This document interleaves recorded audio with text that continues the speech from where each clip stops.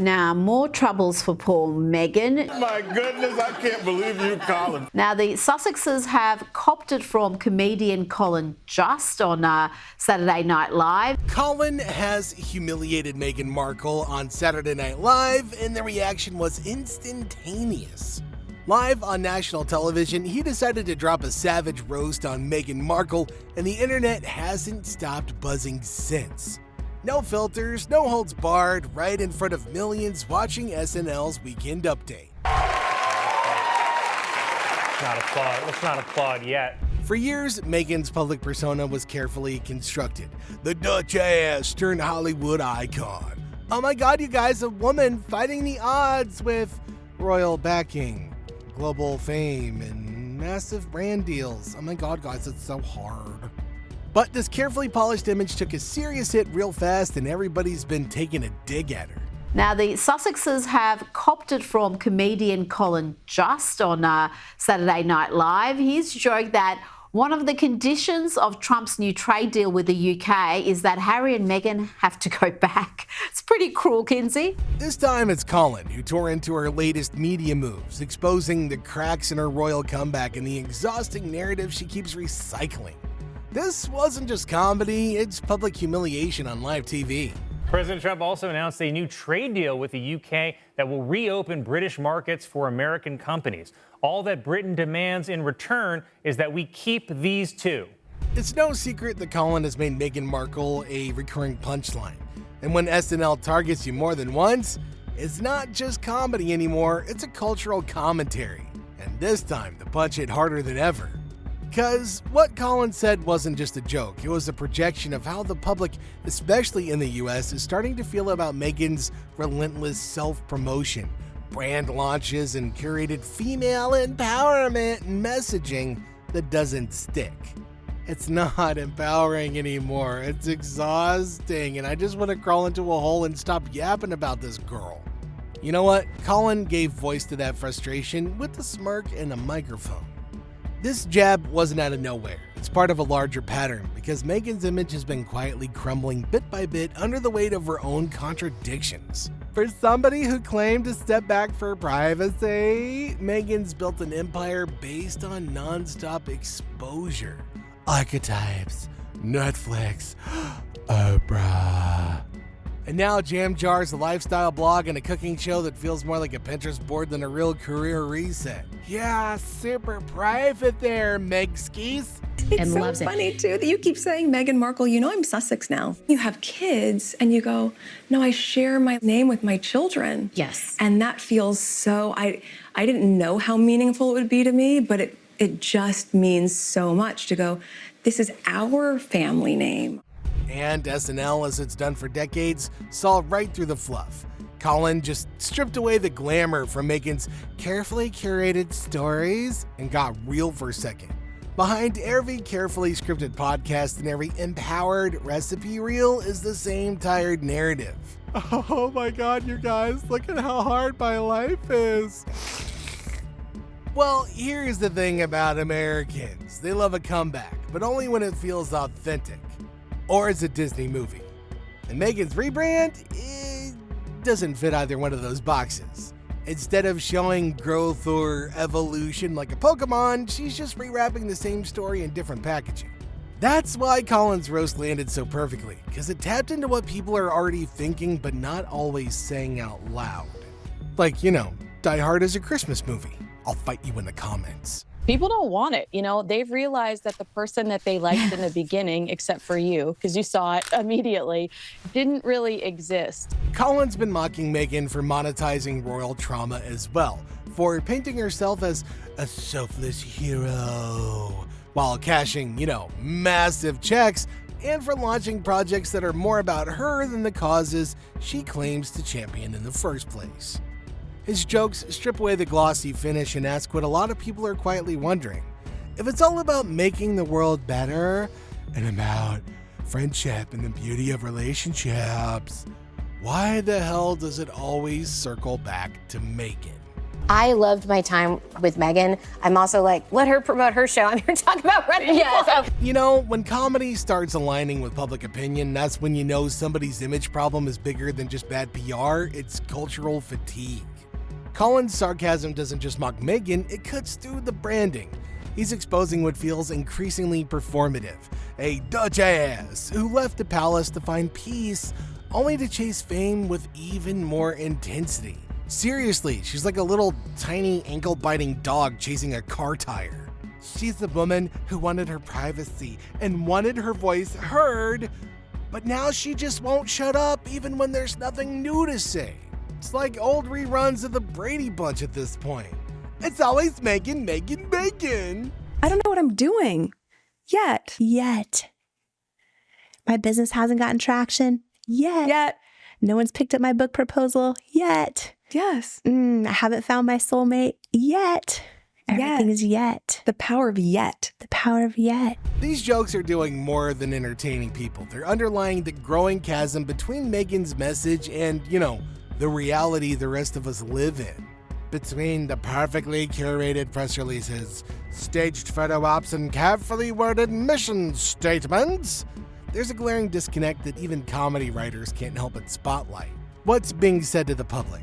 A narrative of empowerment, authenticity, and humanitarian purpose. It's constantly being undercut by the optics of luxury, calculated branding, in a relentless pursuit of visibility. Late-night comedians aren't inventing criticisms, they're simply echoing what's already brewing in public consciousness. The laughter comes not just from the punchlines, but from the recognition. That subtle, oh my god, finally somebody said it kind of moment. Because against all that privacy crap, the docuseries, memoirs, podcast deals, and red carpet appearances suggest something else entirely. And that contrast between what's claimed and what's actually practiced is where the comedy's hitting the hardest. What could it be? A mystery for the ages. They're ridiculous after that. And let's not forget the time Colin used the tech billionaire's missteps as the perfect setup to roast Meghan Markle and Prince Kermit. It wasn't even about them at first, but somehow they all became the punchline. Classic. And come on, Elon built electric cars, he's going to Mars. Why is he even involving himself with Twitter? It would be like if the Prince of England gave it all up just to marry an actor from Suits. And look, it wasn't just a throwaway joke, it was a sharp-cutting commentary of what so many people have been thinking but hadn't dared to say out loud on primetime TV. In a single line, he managed to draw a contrast between Elon Musk and Prince Kermit, a man whose most defining act in recent years has been abdicating royal responsibility to marry a D-tier actress. Pretty well done, man. Okay. The brilliance of the joke wasn't in its cruelty, it was in its precision. Because it didn't attack their love story, it questioned the logic behind turning a once revered royal life into a reality show of contradictions. And the laugh it got, that wasn't just a reaction to the punchline, it was a release. A crowd reacting not just to the absurdity of the situation, but to the fact that somebody had finally said it. That Meghan and Harry's Freedom Tour, filled with confessional interviews, multi-million-dollar media deals, and carefully curated authenticity, has started to look less like liberation and more like a branding campaign gone stale. But you're the same. You're the same. Like, I know. Yeah. I know. Yeah. And how hard that is when I'm like, but I'm the same. His line pulled back the curtain. It wasn't mocking love, it was mocking how they'd packaged it. The fairy tale the couple tried to sell, of breaking free, forging their own path, protecting their peace, was starting to resemble a PR strategy in disarray. The podcast flops. The book drama, the reality docuseries, the awkward business ventures, each move they made felt more like an attempt to stay visible than to stay true. And that's what made the joke sting, and landed not because it was mean, but because it was kinda accurate. What's even more striking is Meghan's apparent inability or refusal to grasp why these jokes keep landing in the first place. It's like she doesn't understand that the disconnect isn't just about public perception, but about her own contradictions. Or worse, she understands perfectly and still believes the right amount of glossy branding can override public fatigue. Like, dude, if I'm tired, it doesn't matter how you dress up an energy bar or a candy bar, it ain't gonna make me less tired. Unless it's a Snickers. That'll keep me from acting like Betty White. Either way, the takeaway here is the same.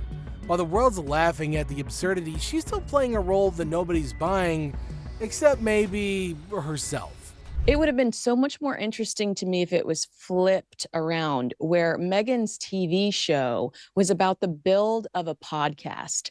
And Meghan, docu-series style, sat there and said, I screwed up with Spotify. I'm going to walk you through how I screwed up with Spotify, and I'm going to build this new podcast with Lemonada, and and you're going to watch me screw up again. Just when you thought the satire couldn't cut deeper, SNL took another swipe. During a Weekend Update segment, Colin didn't hold back. The setup?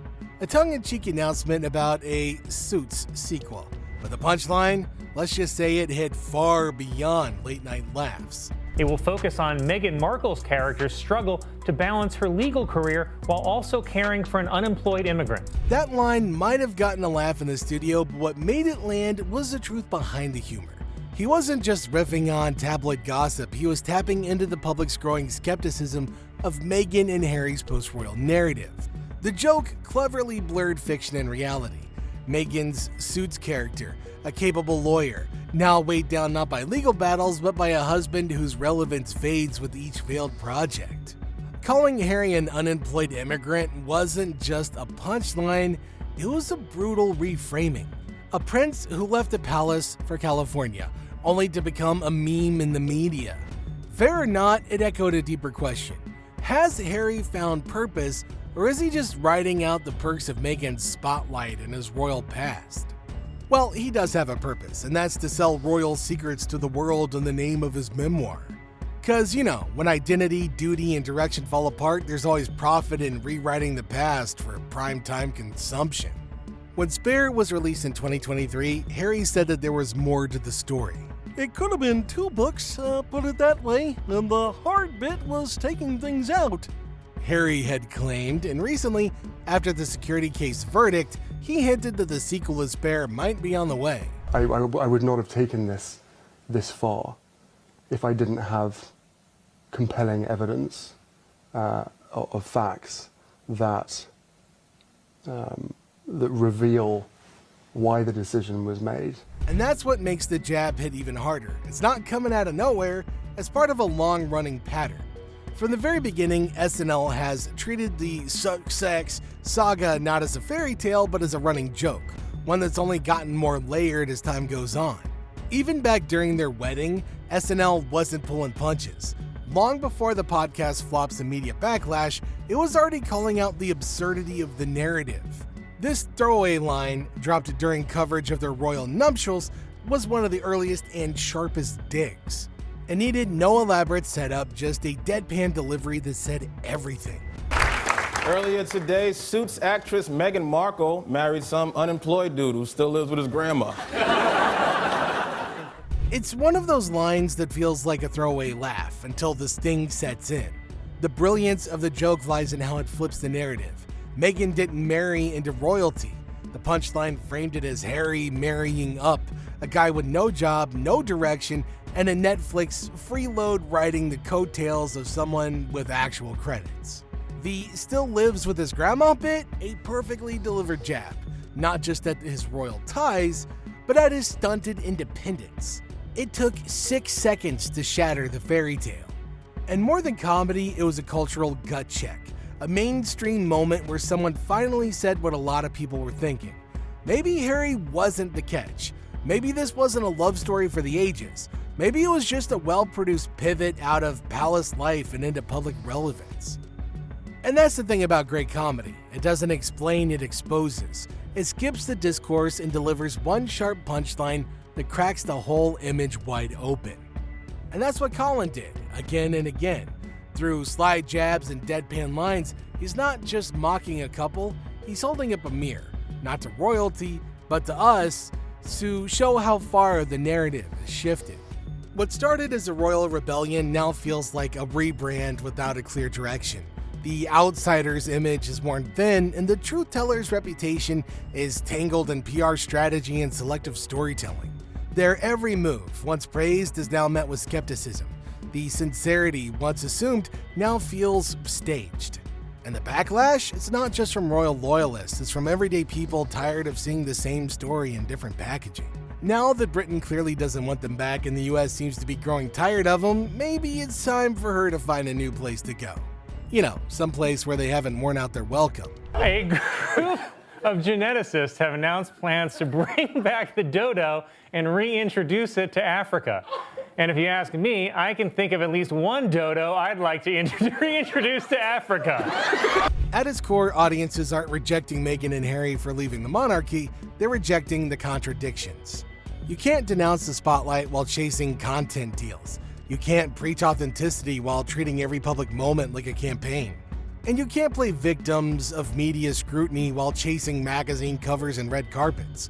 It's not the fame, it's the dissonance. This is where SNL thrives, exposing the gap between image and reality. Colin's jokes land not just because they're clever, but because they echo what many people already feel. When he calls Harry an unemployed immigrant or pokes fun at Meghan's role as his publicist, it's not just humor, it's cultural reflection. So whether the Sussexes course correct or keep spinning, one thing's clear. The world's no longer watching with curiosity, it's watching with a smirk. And if they don't shift the narrative soon, they risk becoming exactly what SNL paints them as. Not rebels, not royalty, just running punchlines.